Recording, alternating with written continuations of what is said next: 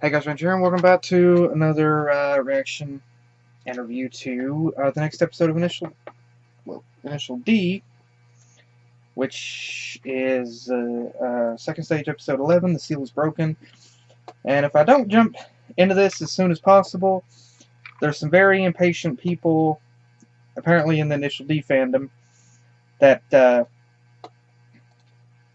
seem to have the mentality, yo, drop everything else that you're doing on your channel, just focus on Initial D and nothing else.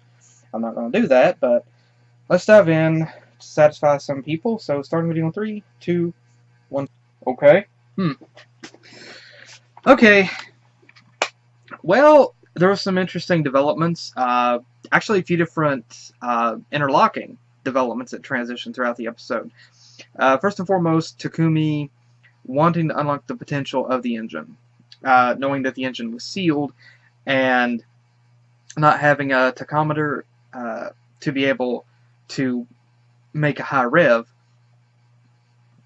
He ended up asking his friend to help him to install a new tachometer and gauge a water pressure gauge, oil pressure gauge, and whatnot. So the interesting thing was he was pressured. He felt more pressured to participate in this race. And at first, I think there was a tiny bit of hesitation, possibly, to about whether or not he should actually do this against his dad's wishes. But he knew his dad, he imagined his dad would be like, no, you're not doing it. However, the interesting thing is whenever his boss ended up calling his friend to find out if they had had a tachometer, that's whenever he found out, yeah, Bunta had already ordered the parts.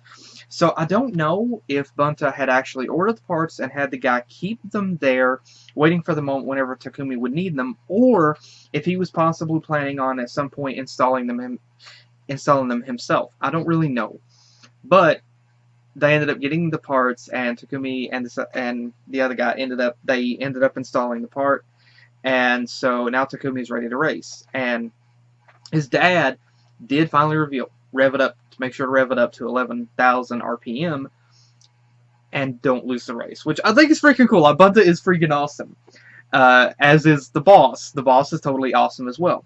There's another dynamic, of course, with the girl and her brother, and interestingly enough, she made the remark that another girl that she works with kind of got her in trouble with their boss, and she just didn't really want to go back, and so she ended up spending the day with Itsuki. And while what Itsuki and Kazumi did, she was okay with, still, if I were in his shoes, I'll have to admit I wouldn't have made the exact same choices. Like, instead of, like, I would have told her I would take her back to the hotel, and if she said she didn't want to go back, I would end up probably asking her, like, is there any places she would like to go? And then I would end up possibly, maybe, just, me, because I would feel like if I told her that I can still spend the night with her, or she could spend the night at my place, I would end up feeling like I was trying to take advantage of her. And so that's just not me. So I wouldn't want her to have the wrong impression. So I would be hesitant to even suggest that. But if there was no other option and I did tell her, I would just completely tell her, hey, I got a spare bedroom, you can spend the night there if you want. Because spending the night in the car would seem a little uncomfortable. Unless, like, maybe she suggested that we do that. Otherwise, I would feel like if I myself suggested, hey, why don't we spend the night in the car, like, I was selling her, like, I was keeping her away from a comfy bed. So I would just end up probably just telling her, hey, I got a spare bedroom, you can spend the night there. Or if I didn't have a spare bed, I would just say, hey, you can sleep in the bed, I got the couch, no big deal. I slept on the couch before, it's no big deal. But, I would end up, me, myself, I would I would be nervous on that kind of concept, on that ground. But I gotta say, it, Itsuki was a complete gentleman about all of it, and I really do enjoy the dynamic between him and Kazumi, or the girl. But I'm also not getting my hopes up on it. I think it's interesting that she was passing on her knowledge about racing techniques to him and helping him to grow. I think that's really cool, but it's also bittersweet because now if something happens between them, then he's going to know that the knowledge that he has is from a girl that he's no longer communicating with, and so that is going to hurt. Um, so I feel bad for him, honestly, because I think someone told me once before that it's not really going to work out between them, so I really feel bad for him, honestly do, because he's already went through one breakup and now this year's not going to work out. I feel bad for the guy. I can kind of relate to him as well, but I also feel bad for him. Not because I went through breakups, like I honestly have not been in a relationship, and seeing what he's gone through is one of the things that kind of makes me hesitant about even trying. But I gotta say, like, I do enjoy the dynamic, but I'm afraid I don't want to focus on it too at all because I know it's not going to work out. Then there's also the dynamic with Takumi and Mogi, and like I said, I know she's not. Someone told me that she's not really a favorite character in the series. In fact, some people actually hate her guts. But honestly, I don't. One could easily look at it from Mogi's perspective and say, hey, why isn't Takumi listening? He should just give her a chance and listen. But at the same time, I honestly am kind of siding with Takumi here, because if I myself were to witness that, I would think, you know what, you're just going to lie to me, and I would be like, you know what, I don't need that pain, I don't need that kind of emotional baggage, so, I don't want to be involved with that. And basically, I'm the kind of person, you hurt me once, it's over, it's done. Like, if you intentionally do it, or you try to do it behind my back, there is no, I'm sorry, I won't do it again. If you were dumb enough to do it the first time, forget it. So, that's me. But I gotta say, it was hilarious to see Itsuki just run by his boss, change clothes so fast, jump in his car, and take off. Like, dang, dude. You could run a freaking marathon by doing that. And it also hurts because, like, again, knowing how much he was thinking about the girl and focusing on her and knowing that it's not really going to work out. The final dynamic was between the girl and her brother. And the girl, he said, was irresponsible. I think she's just not really certain exactly what she wants to do, and so she's a bit kind of drifting to try to see what she wants in her life.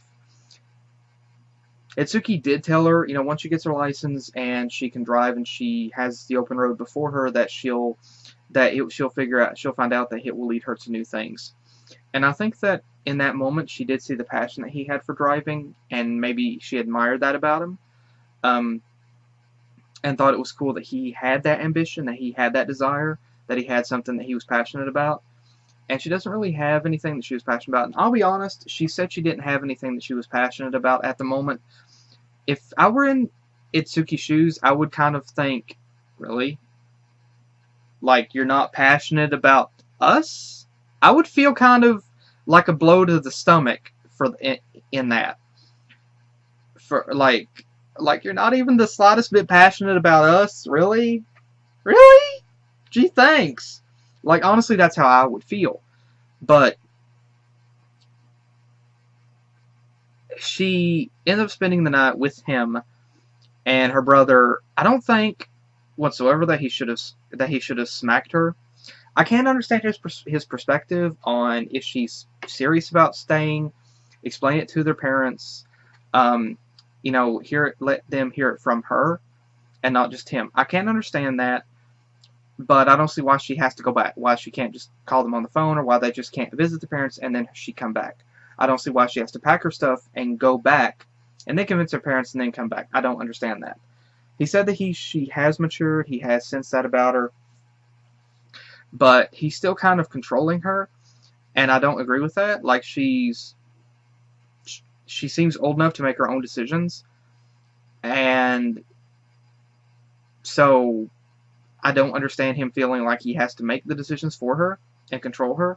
But I have sensed that he's a bit of a he has a bit of a control freak persona about him, seemingly trying to control his sister and wanting. He's easily insulted. I got that whenever he felt that Takumi was insulting him with his engine.